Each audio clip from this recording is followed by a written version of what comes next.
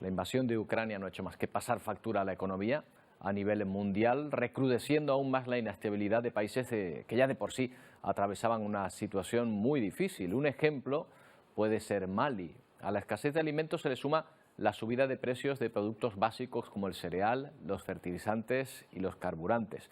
El país africano atraviesa una severa crisis marcada además por los enfrentamientos armados, el yihadismo, los movimientos migratorios, el tráfico de drogas y de personas, una situación que puede empeorar aún más por el conflicto en Ucrania.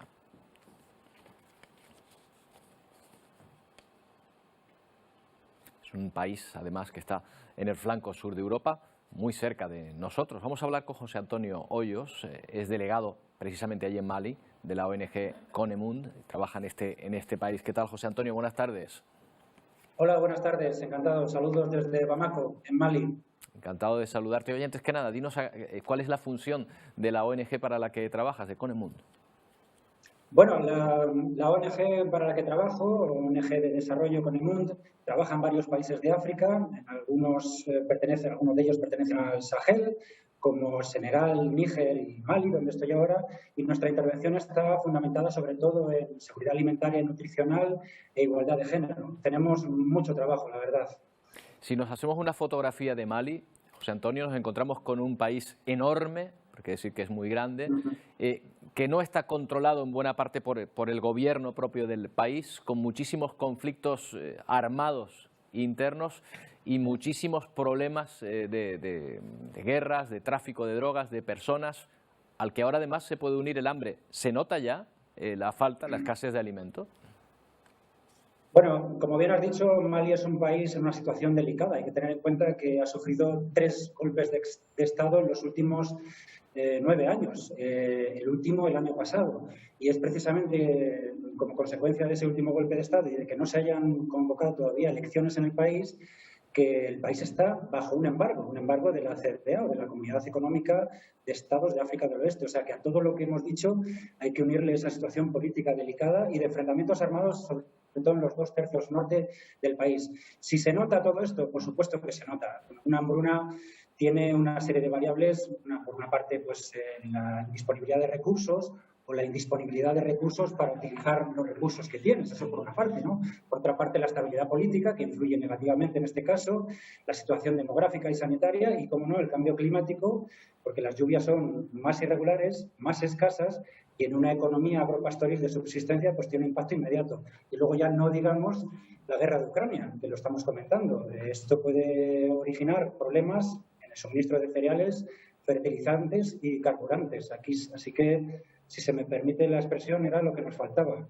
Sí, voy a abusar de la expresión que se utiliza mucho, pero es una tormenta perfecta en torno a ese punto, el que se puede formar en muy poco tiempo, en breve.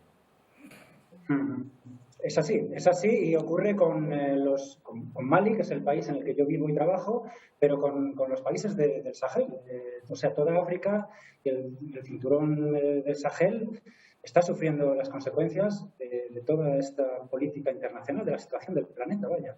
Mali además se nutre, igual que todos los países de África, del grano ucraniano y del grano ruso.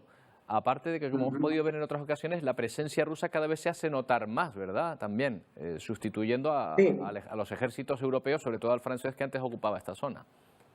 Sí, correcto, y hay una presencia rusa de Fuerzas Armadas para contener también a los empujes yihadistas, que como digo, sobre todo en los 2 tercios norte del país, se dan a menudo, y luego está el suministro, como bien dices, de cereales, fertilizantes, ojo, y carburantes. Me consta que la semana pasada el presidente de Senegal, Macky Sall, estuvo reunido con Guti también. O sea, hay una serie de negociaciones paralelas a todo lo que está ocurriendo porque, claro, estos países necesitan también de ese grano y de esos suministros.